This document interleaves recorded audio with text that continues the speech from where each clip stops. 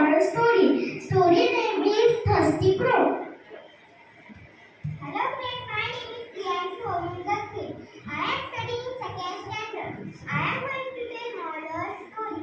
In this story, I am a crow. Once there was a crow. He lived in the jungle.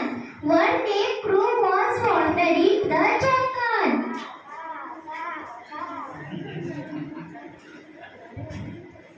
Oh no, I am so thirsty, but there is no water.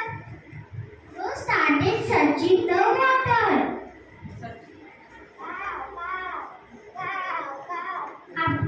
After all, he saw the waterfall. There is a waterfall. I am so happy.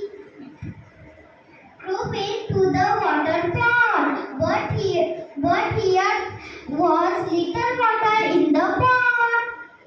Oh no, I am so thirsty.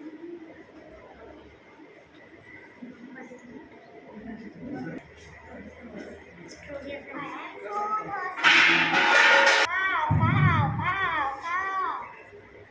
Crow flew out and came with straw.